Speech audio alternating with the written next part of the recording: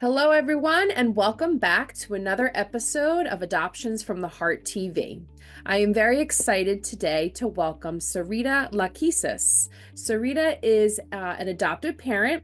She is a white sibling of several transracial adoptees, and she also does a lot of work in the community dealing with diversity training. So, welcome.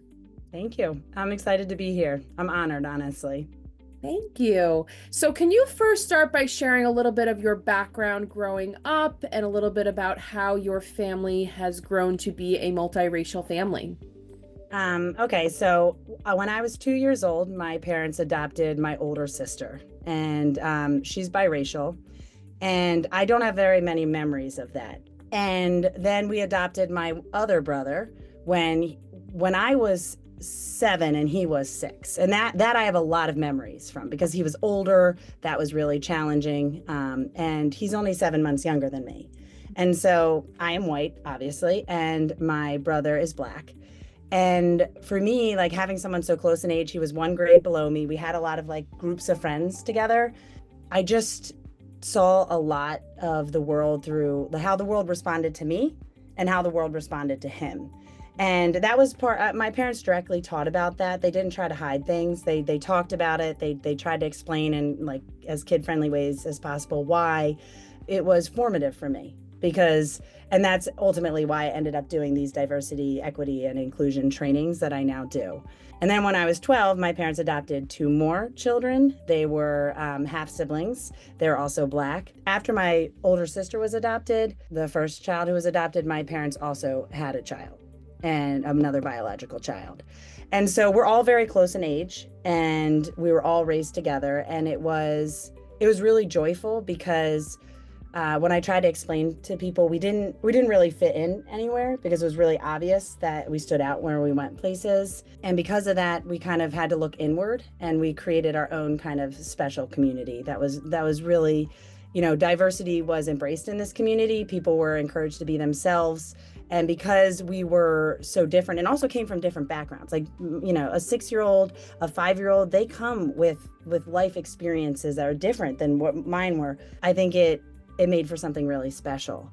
And like there was legal adoption, and there were people who also came into our family that were never legally adopted. I have another brother who joined our family. I guess I want to say he was like 8 or 9, and he lived with us as well. He was never legally adopted. He was honestly a kid who was just in the neighborhood, and he had his 2 families.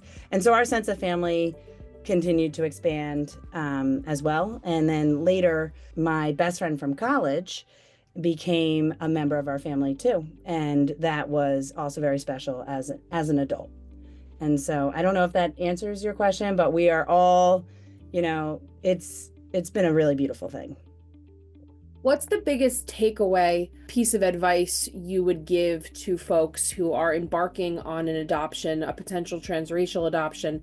We're very big into making sure folks are as prepared as possible and being open-minded to learning down the road. Mm-hmm. But what would be your biggest piece of advice from your personal experience that you tried to instill in folks who are looking into a transracial adoption?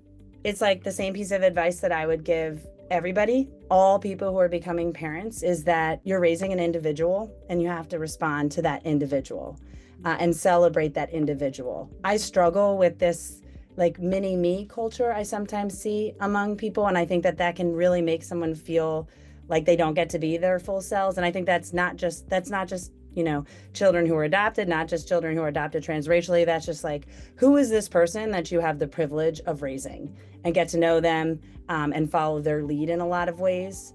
That's like my big piece of advice. But then when I think about like very concrete advice to give, it's like making sure, like my parents did such a good job, even in the 90s, of making sure there was so much representation in our home. The magazines that I looked at, like they were extremely diverse. I had the benefit as a white person of not growing up surrounded by constant like white people representation in all the books, I learned so much too. So it doesn't just benefit the child that is maybe who is Black or a different race. My parents made sure that we were in a community that was diverse, and they made sure that there were connections that were powerful, so people could, again, I benefited from it. It wasn't just for my siblings. My parents worked really, my dad tells like a beautiful story about after he adopted my one brother, he went to the store to get like a hair products and just try to understand. And like he thought like he talks about this, like, again, I wish he could tell this story. He goes into the store and he's like, I'm going to totally just be in and out. Like, I know what I'm doing. And then he got there and he saw so many products and so many options. And he's like, wow, like it was a very humbling moment. And he's like, I need to do good here. Like, I need this. My son deserves this. So he asked a Black man and explained it to him. And he talks like, honestly, he cries when he tells the story. It makes me cry because he's like, this man so like kindly and lovingly explained to him how to take care of his son's hair.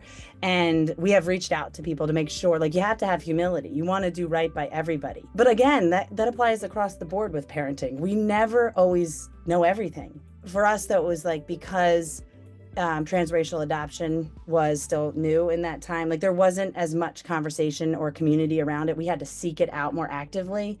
But again, we all benefited. I really appreciate you saying that, because I think there's this reaction of like, okay, if I'm not in a transracial situation, then I don't need the education. I feel like everything you keep saying goes back to, this is helpful for parenting in general. This is helpful for being a white person in general, right? Whether we're talking about adoption or not, transracial adoption or not, being parents or not, just being around these spaces and these conversations is important just as humans. So I really like your perspective on that. Yeah, numbers don't lie. I was a math teacher for years, and all the numbers show like we are increasingly becoming a diverse country. I will say, I think that is an incredibly beautiful thing. Like, we have a responsibility as adults to prepare and teach kids how to be in that diverse space and teach them how to be with one another kindly and with openness. And also, the more you teach all children, like I feel very passionately about this, the more you teach children that people are different than them, the better their critical thinking skills are, because they no longer think like my way or my family's way or my community's way is the only way. And there's so many solutions that can be reached and new ideas that can be discovered when we are open to the fact that there is so much more than our perspective and our experience. And I had the benefit of that growing up. It is helped me just have a great life, like a truly joyful life. I could go on and on about it. Like, I feel so strongly. I try to teach my children, I try to teach my students the opportunities it presents to. Well, take us into your experience becoming a parent and what that has looked like for you. So I am a single mom by choice. I adopted 2 of my children, and I used a donor to get pregnant with 1 child. I adopted my daughter's now 10. I was pretty young. I was 27. I was 26 when I made the choice, but very lucky that she came into my life so quickly. I wanted to adopt first because I understand that adoption is also loss, and there's it's hard for kids. Like, they have questions and things. And what I wanted her to know, and any child that like adoption was first. Like, it wasn't that I couldn't have a baby or something and then this was like a second choice, that this was first. And I know so many people who struggle with fertility, like I'm in the adoption community, who are like a phenomenal parent to a child who's adopted, but I could simplify it for her some, if that makes any kind of sense. And then she came into my life, and she's also Caucasian. She's blue eyes like me. We look very similar. We get a lot of jokes about how she walks the same as me, like, and I see her, I'm like, oh, you got a little bit of a strut too. Okay. But then I decided that I didn't think I would get lucky again to adopt again. I decided to have a baby, and I have a biracial daughter. And she's my biological child, but she does not look like me. And so it's been interesting when people find out that I have adopted children. Everyone's like, oh, she's adopted. And like, that's, we celebrate adoption, and almost everybody in my kids' families in my kid's life are adopted. Like it's just the majority in our family, but it's been interesting to see that. I decided I wanted to adopt one more time, but then COVID hit, so that paused everything. And I'm sorry, I should have said I have a 10-year-old, an 8-year-old, and a 3-year-old. And so I did eventually was able to adopt again. And that was a very different experience in the post-COVID world. It was more challenging, as I'm sure people know, but that is actually also an amazing story too. So talk to us about what life is like for your family, being out in the world, and what you want people to know, what you want to share. Mm-hmm.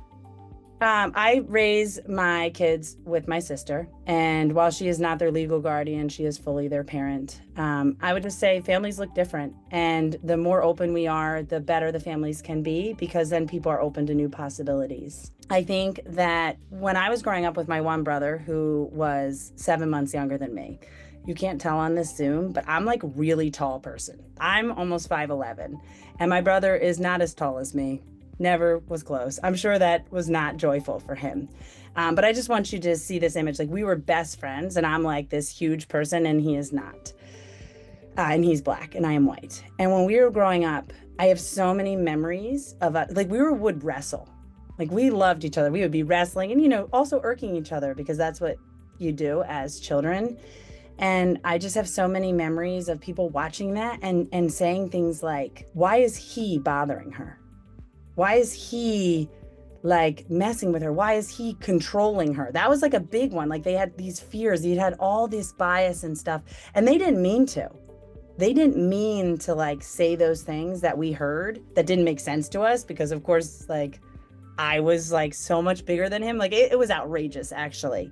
But I also want to say to people that the harm that can come from these comments that they don't mean has lasting impact for people, and that I can still see that happen sometimes today. Not nearly as bad, but I still see it. So those are the things that I would say.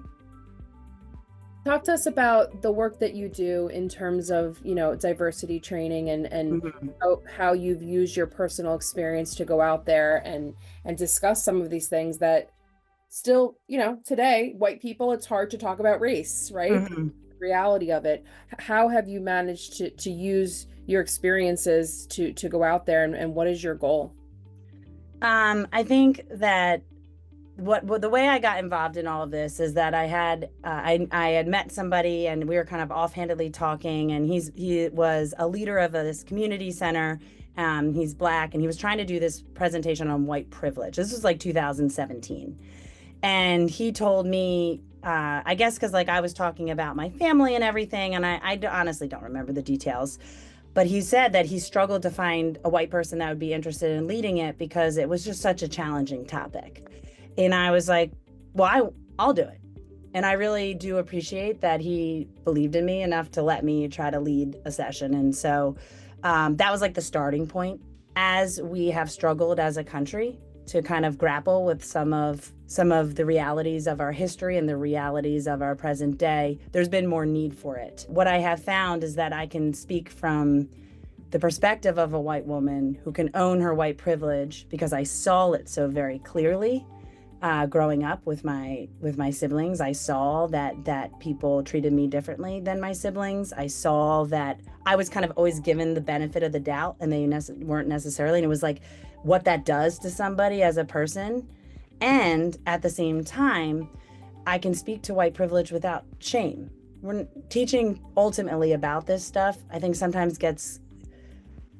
people get so scared of it because they're like, I don't want to feel shame. I work hard. I don't want to feel badly about myself. It's really not about that. It's about opening up to the possibility of different people being in your life in meaningful ways. I think my goal is to teach that truly being a white ally, the term ally goes both ways. Like, the moment you're an ally for somebody, they're going to be your ally too. Like, I have felt so loved and embraced by people in all different communities because of this work. And yeah, I make mistakes and I own it. Like, it's not a good feeling, but you have to own it. The goal is like, it is positive. It's not about shame. It's not about taking people down. It's about uplifting us all, because that was my experience. It was so joyful. And I can tell specific stories to share about that joy and to share about the joy now. I mean, I welcome anybody to our Thanksgiving dinners. I mean, they're so filled with loud love and embracing people for being who they are, that the doors are just open for everybody. And when we pursue this, we get to open our doors to other people. I know you had mentioned that you have a good story about your name and you wanted to Oh, share. yes, I do. My last name is Lachesis, and my parents made up my last name. And that is shocking to people. I understand why, because I think it was pretty cool of my parents. So I was the first in the family, and I am their biological child. And they had the thought, they were like, well, we want to adopt. We're going to adopt older kids who already have a last name. We don't want to change their last name. Like, we don't take that from them. Like, that's been a part of their identity. And also, we have this child. We just had a child, and we don't want the biological kids to have the same last name as like my parents, although my parents have different last names because my mom kept her maiden name. But that was just their sense of like, no, we're not going to do that. We're going to make up her last name. And so everybody in my family has a different last name, and we're a huge family. And it seems like, something small maybe, but like it's been so special. Outside my parents' mailbox, it says my parents' 2 last name, and then it says etc. And like, I don't know, it was just like, it was so cool. And it was so like, that's the kind of stuff that my parents showed me. They were so ready to love and embrace people for who they were and where they came from. It was incredible. Wow, that's a powerful story. I like that.